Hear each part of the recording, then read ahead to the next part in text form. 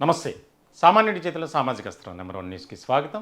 నేను రవీంద్ర. ఆంధ్రప్రదేశ్లో రాష్ట్ర ప్రభుత్వ ఉద్యోగులు కానీ, ఉపాధ్యాయులు కానీ, అలాగే పెన్షనర్లు వారి సమస్యలు ఏ రోజుకు ఆ రోజు అవి పెరుగుతూనే ఉన్నాయి తప్ప ప్రభుత్వం ఒక సానుకూలమైనటువంటి విధానంతో ఆలోచన చేయట్లేదు అనేది వారి అసంతృప్తి వ్యక్తం చేస్తున్నటువంటి పరిస్థితి. ఇలాంటి సందర్భంలో కొంత ఒక రకంగా కూటమి పెద్దలు దిగొచ్చారు, వారి యొక్క బాధలను అర్థం చేసుకున్నారు అని చెప్పొచ్చు.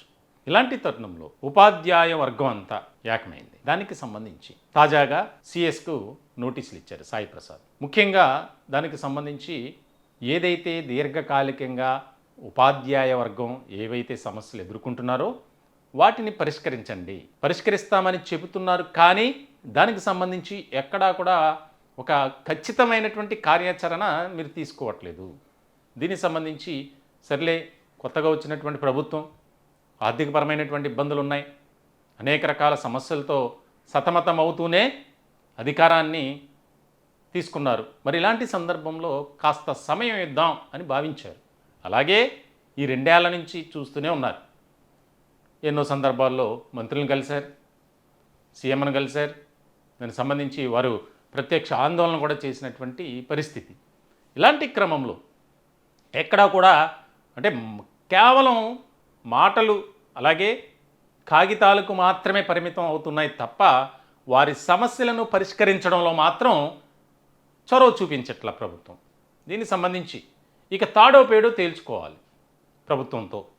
ఎందుకంటే సాధారణంగా రాష్ట్ర ప్రభుత్వ ఉద్యోగుల్లో ఉపాధ్యాయ వర్గానిది ఒక చాలా కీలకమైనటువంటి పార్ట్ అనే చెప్పాలి. మరి ఏ ఎన్నికల సమయంలో కానీ, సర్వేలు కానీ, రకరకాల ఇష్యూస్లో ఉపాధ్యాయులే ఎక్కువగా ఇన్వాల్వ్ అవుతుంటారు, మనం చూస్తూనే ఉంటాం. ఇలాంటి సందర్భంలో వారికి ఉన్నటువంటి ఏవైతే న్యాయపరంగా మేము ఎప్పటి నుంచో అడుగుతూనే ఉన్నాం, కనీసం వాటిని పరిష్కరించడానికి కూటమి ప్రభుత్వం పెద్దలు ముందుకు రావట్లేదు అనే నిరాశ నిస్పృహలో ఉన్నారు. దీనికి సంబంధించి మేము ఎంతో నమ్మి కూటమి నేతలను గెలిపించాం, కూటమిని అధికారంలోకి తీసుకురావాలనే మేమంతా ఒక ఏకపక్ష నిర్ణయంతో ఉద్యోగ ఉపాధ్యాయ పెన్షనర్లంతా కలిసికట్టుగా మేమే కాదు మా కుటుంబాలు మా బంధువులు కూడా ఓట్లు వేసినటువంటి పరిస్థితి. కానీ ఈరోజు మా పరిస్థితి ఎలాగా మారిపోయింది అంటే ఎట్టి పరిస్థితుల్లో మా బాధలు కానీ, మా కష్టాలు కానీ, మా దీనావస్థ మీద ప్రభుత్వం ఫోకస్ పెట్టడం లేదు. దీనికి సంబంధించి చాలా బాధపడుతున్నారు. ఇలాంటి క్రమంలో తాజాగా ఇచ్చినటువంటి నోటీస్ చాలా కీలకమైనటువంటి అంశాలు ఉన్నాయి. ఫ్యాప్టో ఆధ్వర్యంలో federation of Andhra Pradesh teachers organisation దానికి సంబంధించి ఇచ్చారు. అందులో ఏ రకమైనటువంటి అంశాలు ఉన్నాయనేది మనం చూడొచ్చు. ప్రత్యక్ష చర్య నోటీసు 2/4/2026 శ్రీయుత ప్రభుత్వ ప్రధాన కార్యదర్శి ఆంధ్రప్రదేశ్ ప్రభుత్వం అమరావతి, సర్వీస్ అసోసియేషన్ ఆంధ్రప్రదేశ్ ఉపాధ్యాయ సంఘాల సమైక్య ఫ్యాప్టో. దీనికి సంబంధించి ప్రధానంగా ఉపాధ్యాయ వర్గంగా విద్యారంగ సమస్యలు మరియు ఆర్థికపరమైన సమస్యలతో సతమతమవుతున్న వేళ పలు దఫాలు ప్రాతినిధ్యం చేసినా ఫలితాలు లేని పరిస్థితుల్లో ఉపాధ్యాయ సంఘాల సమైక్య ఫ్యాప్టో ఆధ్వర్యంలో 2025 అక్టోబర్ 7వ తేదీన విజయవాడ ధర్నా చౌక్ నందు పోరుబాట కార్యక్రమాన్ని నిర్వహించడం జరిగింది. ఆ తర్వాత గౌరవ ముఖ్యమంత్రి గారు ఉద్యోగ ఉపాధ్యాయ సంఘాలతో సమావేశం ఏర్పాటు చేసి ఒక డిఏను మాత్రమే విడుదల చేయడం జరిగింది. ఈ క్రమంలో పెండింగ్ సమస్యల పరిష్కారానికై మలిదశ ఆందోళన కార్యక్రమాలు చేయాలని ఫ్యాప్టో రాష్ట్ర కార్యవర్గ సమావేశం నిర్ణయించింది. దీనికి సంబంధించి ఈ క్రమంలో పెండింగ్ సమస్యల పరిష్కారానికై మలిదశ ఆందోళన కార్యక్రమాలు చేయాలని ఫ్యాప్టో రాష్ట్ర కార్యవర్గ సమావేశం నిర్ణయించినది. 2023 జూలై నాటికి 12వ పిఆర్సీ అమలు కావాల్సి ఉండగా 11వ వేతన సవరణ కాలం 33 నెలలు గడిచినా కనీసం 12వ వేతన సవరణ సంఘాన్ని కూడా ఏర్పాటు చేయకపోవడం ఉద్యోగ ఉపాధ్యాయ పెన్షనర్లు తీవ్రంగా కలిచివేస్తుంది. ఉద్యోగ విరమణ చేసిన ఉపాధ్యాయులకు gratuity, commutation, surrender leave, encashment బకాయిలు చెల్లించడం లేదు. ఉపాధ్యాయులకు ఉద్యోగులకు ఇప్పటికే 4 డిఏలు పెండింగ్లో ఉన్నాయి. అంతేకాకుండా డిఏ బకాయిలు, 11వ పిఆర్సీ బకాయిలు, సరెండర్ లీవ్ బకాయిలు పెండింగ్లో ఉన్నాయి అని ఈ అంశాలను ప్రస్తావిస్తూ ప్రధానంగా ఇన్ని ఇబ్బందుల మధ్య ఉపాధ్యాయులు స్వేచ్ఛగా బోధించే పరిస్థితులు లేదనేది వాస్తవం. కావున ఈ క్రింది డిమాండ్లను తక్షణమే పరిష్కరించాలని తమరిని కోరుతూ పరిష్కారం కాని పక్షంలో ఫ్యాప్టో ఆధ్వర్యంలో 2026 ఏప్రిల్ నెలలో జరుగుతున్న 10వ తరగతి మూల్యాంకనంలో నల్ల బ్యాడ్జీలతో హాజరు కావాలని, అలాగే ఏప్రిల్ 9న స్పాట్ కేంద్రంలో నిరసన మరియు ఏప్రిల్ 25, 26, 27వ తేదీల్లో విజయవాడ ధర్నా చౌక్ నందు రిలే నిరాహార దీక్షలు చేపడతామని, అప్పటికీ పరిష్కారం కాకపోతే తదుపరి కార్యాచరణను కొనసాగించాలని ఫ్యాప్టో రాష్ట్ర కార్యవర్గ సమావేశం నిర్ణయం చేసిన విషయాన్ని తమరి దృష్టికి తీసుకొస్తున్నాం. అటువంటి పరిస్థితులు రాకముందే ఫ్యాప్టో నాయకత్వంతో చర్చించి దీర్ఘకాలంగా పెండింగ్లో ఉన్న సమస్యలను పరిష్కరించగలరని ఆశిస్తున్నాం. ప్రధానంగా ఇప్పుడు డిమాండ్స్ చూస్తే ఏదైతే ప్రభుత్వానికి ఫ్యాప్టో ఇచ్చినటువంటి ఈ యొక్క నోటీస్లో కొన్ని ప్రధానమైనటువంటి డిమాండ్లు ఉన్నాయి. 12వ వేతన సవరణ సంఘాన్ని తక్షణమే ఏర్పాటు చేయాలి. పే రివిజన్ కమిషన్ పిఆర్సీకి సంబంధించి, అలాగే 30% మధ్యంతర భృతిని ప్రకటించాలి. ఇంటర్మ్ రిలీఫ్ వెంటనే ప్రకటించాలని, పంచాయతీరాజ్ యాజమాన్యంలో పెండింగ్లో ఉన్న కారుణ్య నియామకాలను తక్షణమే చేపట్టాలి. కలెక్టర్ పూల్ ద్వారా వెంటనే పోస్టింగ్లు ఇవ్వాలి. ఏకీకృత సర్వీస్ రూల్స్ సమస్యలు పరిష్కరించి విద్యాశాఖలో ఉన్న అసంబద్ధతను తొలగించాలి. 72, 73, 74 జీవోలు అమలు చేయాలి. సిపిఎస్ను రద్దు చేసి పాత పెన్షన్ విధానాన్ని అమలు చేయాలి. 2004 సెప్టెంబర్ 1వ తేదీకి ముందు విడుదలైన నోటిఫికేషన్ ద్వారా నియామకమైన వారందరికీ కేంద్ర ప్రభుత్వం మెమో నెంబర్ 57 అమలు చేసి ఆ ఓల్డ్ పెన్షన్ స్కీమ్ అమలు చేయాలి. ఉపాధ్యాయులకు బోధన తప్ప ఏ ఇతర బోధనేతర కార్యక్రమాలు లేకుండా చేయాలి. హై స్కూల్ ప్లస్లో వెంటనే ఉపాధ్యాయుల నియామకాలు చేపట్టి యథాతథంగా కొనసాగించాలి. రిటైర్ అయిన వారికి గ్రాట్యుటీ, కమ్యూటేషన్, లీవ్ ఎన్కేష్మెంట్, ఇతర బకాయిలను వెంటనే చెల్లించాలి. ఉపాధ్యాయులకు, ఉద్యోగులకు 4 పెండింగ్ డిఏలను ప్రకటించాలి. అంటే పెండింగ్లో ఉన్నటువంటి డిఏలను ప్రకటించాలి. మున్సిపల్ ఉపాధ్యాయులకు పిఎఫ్ సమస్య పరిష్కరించాలి. సాధారణ బదిలీలు, అంతర యాజమాన్య బదిలీలు నిర్వహించాలి. పాఠశాల విద్యలో అకాడమిక్ మరియు ఉపాధ్యాయుల సమస్యలపై పూర్తి స్థాయి చర్చలు నిర్వహించాలి. ఈహెచ్ఎస్, మెడికల్ రియంబర్స్మెంట్ బిల్లుల విషయంలో నిత్యం ఉత్పన్నమవుతున్న సమస్యలను పరిష్కరించాలి. ఎంటీఎస్ టీచర్లకు పదవి విరమణ 60 నుంచి 62 సంవత్సరాలు పెంచాలి. వారి సర్వీసులను రెగ్యులర్ చేయాలి. ఇంకనూ మిగిలి ఉన్న 1998 క్వాలిఫైడ్ వారిని నియమించుటకు తగు చర్యలు చేపట్టాలి. ఉపాధ్యాయుల జనరల్ బదిలీలతో పాటు అంతర్జిల్లా బదిలీలు చేపట్టాలి. ఎంఈఓ బదిలీలు, ఎంఈఓ హెచ్ఎంల పరస్పర బదిలీలు ఈ విషయంలో అసంబద్ధతలు తొలగించాలి. ప్రతి ఉన్నత పాఠశాలల్లో నాన్ టీచింగ్ స్టాఫ్ను, కంప్యూటర్ ఆపరేటర్లను నియమించాలి. కేజీబీవి, మోడల్ స్కూల్స్, గురుకులాలు, ఎయిడెడ్ యాజమాన్యాల సమస్యలను పరిష్కరించాలి. జీవో 342 అనుసరించి ఎస్సీ ఎస్టీలకు అనవసర నిబంధనలు లేకుండా స్టడీ లీవ్ను వినియోగించుకునే అవకాశం కల్పించాలి. వందనములతో తమ విశ్వాస పాత్రులు L Sai Srinivas, chairman, S Chiranjeevi, general secretary. దీనికి సంబంధించి చాలా అంటే దాదాపుగా 18 డిమాండ్లు ఉన్నాయి. వీటిలో ప్రధానమైనవి 2. అందులో ఏంటంటే, ఒకటి పిఆర్సీ వెంటనే దానికి సంబంధించి కమిషన్ ఏర్పాటు చేయాలి. అలాగే 30% ఇంటర్మ్ రిలీఫ్ మధ్యంతర భృతిని మీరు ప్రకటించాలి. వాస్తవానికి దీనికి సంబంధించి కూటమి ఎన్నికలకు ముందు ఇచ్చినటువంటి ఆ యొక్క ఎన్నికల మేనిఫెస్టోలో కానీ, హామీలు కానీ, వాగ్దానాలు కానీ వాటిలో చాలా క్లియర్ కట్గా చెప్పారు. 5 సంవత్సరాలు విధ్వంసకరమైనటువంటి పరిపాలన జగన్ సర్కార్ చేసింది కాబట్టి ప్రజలు అందరూ కూడా, ఉద్యోగులు కానీ ప్రతి ఒక్కరూ ప్రభుత్వం మారాలని కోరుకుంటున్నారు. కాబట్టి కూటమికి ఒక అవకాశం ఇవ్వండి. ఉద్యోగులు, ఉపాధ్యాయులు, పెన్షనర్ల సమస్యలన్నింటినీ మేము తీరుస్తాం. ఇంకా చాలా హామీలు పెట్టారు మేనిఫెస్టోలో. పెన్షనర్లకు సంబంధించి ఒక కార్పొరేషన్ ఏర్పాటు చేస్తామన్నారు. ఆ కార్పొరేషన్ ఏర్పాటు చేసి పెన్షనర్లు ఎదుర్కొంటున్నటువంటి ప్రతి సమస్యను మేము తీర్చివేస్తామన్నారు. అది కేవలం ఎన్నికలు జరిగేంత వరకు మాత్రమే. ఎన్నికల మేనిఫెస్టోలో, ఎన్నికలకు సంబంధించి ప్రచార సభల్లో హోరెత్తించారు. ఉపాధ్యాయ, ఉద్యోగ, పెన్షనర్ సంఘాలతో మీటింగ్లు జరిగినప్పుడు మీకెందుకు మేము ఉన్నాం, మమ్మల్ని నమ్మండి, మీకున్నటువంటి ఆర్థికపరమైనటువంటి సమస్యలు, బకాయిలు అన్నిటినీ కూడా మేము క్లియర్ చేస్తామన్నారు. ఏది ఇప్పుడిప్పుడు ఒక రకంగా స్పందించింది ప్రభుత్వం. దీనికి సంబంధించి ముఖ్యంగా ఫ్యాప్టో ఆధ్వర్యంలో ఏప్రిల్ నెలలో జరిగేటువంటి దశల వారీ ఈ కార్యక్రమం గురించి, అలాగే ఏ విధంగా ప్రభుత్వం స్పందించకపోతే ప్రభుత్వంపై ఒత్తిడి తీసుకొచ్చే విధంగా, ఎందుకంటే ఉద్యోగులు సమస్యలు ఒకటి, అందరికీ కూడా కొన్ని కామన్గా ఉన్నాయి. కానీ ఉద్యోగులు ఒక సమస్యను ఎదుర్కొంటుంటే ఉపాధ్యాయులు కొన్ని వారికే ఎక్కువ ఉన్నాయి. ఒక రకంగా చెప్పాలంటే కామన్గా ఐఆర్ విషయంలో కానీ పిఆర్సీ విషయంలో కానీ పెండింగ్ బకాయిల చెల్లింపులు ఇవన్నీ కామన్గా ఉంటాయి అందరికీ, ప్రతి ఉద్యోగికి. కానీ అదనంగా ఉపాధ్యాయులు కానీ, దానికి సంబంధించి లెక్చరర్స్ కానీ, ప్రభుత్వ కళాశాలల్లో కానీ పాఠశాలల్లో పనిచేస్తున్నటువంటి వారికి అధికమైనటువంటి భారం, పని భారం. దీనికి సంబంధించి వాటిని తగ్గించండి, అవసరమైనటువంటి స్టాఫ్ను మీరు నియమించండి, తద్వారా క్వాలిటీ వర్క్ అనేది వస్తుంది అనేది. దీనికి సంబంధించి ఫ్యాప్టో చైర్మన్ లంకలపల్లి సాయి శ్రీనివాస్ గారితో మాట్లాడదాం.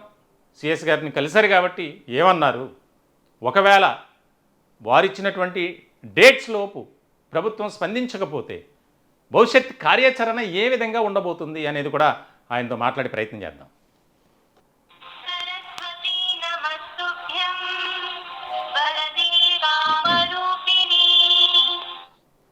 సార్ నమస్తే, శ్రీనివాస్ గారు, నెంబర్ 1 న్యూస్ నుంచి రవీంద్ర మాట్లాడుతున్నా.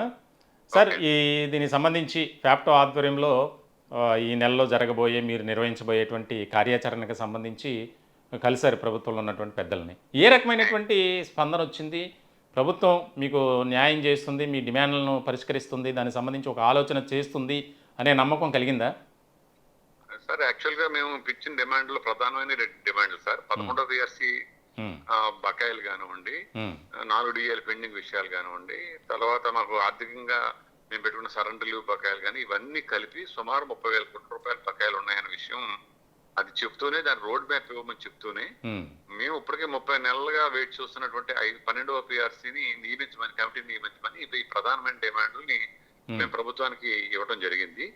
అయితే నేను సీఎం గారిని కలిసిన నేపథ్యంలో ఆయన చెప్పింది ఏంటంటే, సుమారు 6,700 కోట్ల రూపాయలు ఉపాధ్యాయులకి ఈ పెండింగ్ బకాయిలు ఏమైతే ఉన్నాయో వాటిని చెల్లించడానికి ఒక దఫాగా నేను విడుదల చేస్తున్నాం అని చెప్పి విషయాన్ని ఇన్సూరెన్స్ ఇచ్చారు. అది పెద్ద అమౌంట్ కింద అనిపించవచ్చు కానీ 30,000 కోట్ల రూపాయల్లో 1/5 షేరు బయటకు వచ్చినట్టే. అయితే అది ఇస్తూనే మాకు కావాల్సిన ప్రధానమైన డిమాండ్ ఏంటంటే 12వ పిఆర్సీ కంపెనీని వేయాలా. ఎందుకంటే ఇప్పటికి 30 నెలలు ఆలస్యమైంది. లేకపోతే ఏమవుతుందంటే ఇంకొక 6 నెలలు గడిచిపోయింది అంటే 3 సంవత్సరాలు కాలగర్భంలో కలిసిపోయినట్టే. అది మాకు రావాల్సినటువంటి ఇవన్నీ కూడా నోషనల్ గా పేపర్ మీద చూపిస్తారు తప్ప ఆర్థికంగా రావాల్సినటువంటి ఆ బెనిఫిట్స్ అన్ని కూడా మేము కోల్పోతా ఉన్నాం. ఏజ్ రివిజన్ కమిషన్ అనేది ప్రతి 5 సంవత్సరాలకి ఒకసారి రివిజన్ చేసి ఇంప్లిమెంట్ చేయాలి. సెంట్రల్ గవర్నమెంట్ అసలు కమిటీ సెంట్రల్ గవర్నమెంట్ ఎంప్లాయీస్ ఎప్పుడు కూడా మాకు పిఆర్సీ కమిటీ వేయండి అని వాళ్ళు అడగరు. టైమ్లీగా 10 years అయిపోగానే వాళ్ళు ఆటోమేటిక్ గా కమిటీని వేస్తారు, ఆ రిపోర్ట్ తీసుకుంటారు, ఇంప్లిమెంట్ చేసేస్తారు. కానీ స్టేట్ గవర్నమెంట్ వచ్చేటప్పటికి ఉద్యోగులు ఇది ఒక డిమాండ్ కింద రోడ్డు ఎక్కాల్సిన పరిస్థితి రావడం ఇది చాలా ఇబ్బందికరంగా ఉంది. ఈ ప్రభుత్వం మీద చాలా హోప్స్ తో ఉన్నాం మేము. ఆ హోప్స్ అన్ని కూడా నిలబెట్టుకుంటారని ఆలోచిస్తూ ఉంటే ఇంకా ఆలస్యం అవుతుంటది. మేము దీన్ని జీర్ణించుకోలేని పరిస్థితి. కాబట్టి ఫ్యాప్టోగా మేము ఉద్యమానికి వెళ్ళడానికి మొట్టమొదటి దశగా మేము స్పాట్ కేంద్రాల వద్ద బ్లాక్ బ్యాట్ చేస్తూ అటెండ్ అవుతా ఉన్నాం.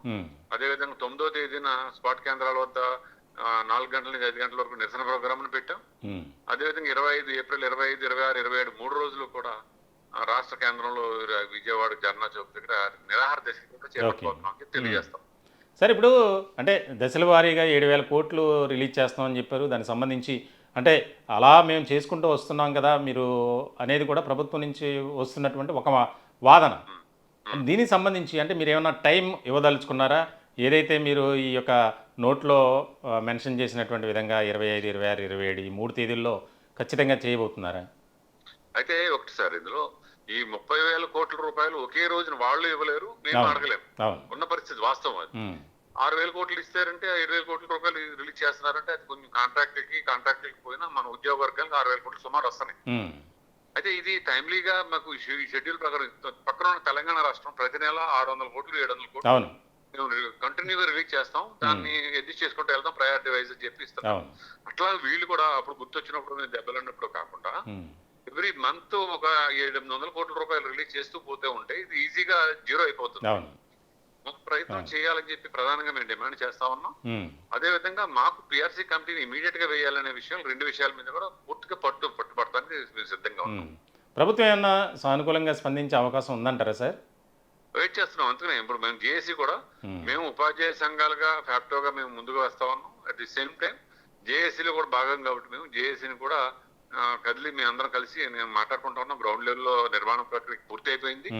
రేపు 10వ తారీఖు నాటికి మేము జేఏసీ కార్యవర్గ సమావేశం ఏర్పాటు చేసుకుంటా ఉన్నాం. ఓకే. 10వ తారీఖుని ఒక కార్యవర్గ సమావేశంలో మేము ఉద్యోగ ఉపాధ్యాయ సంఘాలు అన్ని కలిసి ఒక నిర్ణయం తీసుకుని ఒక యాజిటేషన్ మేము ప్లాన్ చేసుకుంటాం. Right sir, thank you. Okay, thank you sir. ఇదండి పరిస్థితి. అంటే ప్రభుత్వం చెప్తున్నటువంటి మాట దాదాపుగా కూటమి ప్రభుత్వానికి ప్రత్యేకమైనటువంటి ధన్యవాదాలు తెలియజేస్తున్నాం సామాన్యుడి చేతుల సామాజిక అస్త్రం నెంబర్ 1 న్యూస్ తరఫున. ఎందుకంటే ఉపాధ్యాయులు కానీ ఉద్యోగులు కానీ పెన్షనర్లు ఎలాంటి సమస్యలు ఎదుర్కొంటున్నారో మేము చూస్తున్నాం. వీడియోలు కూడా చాలామంది మాట్లాడుతున్నారు.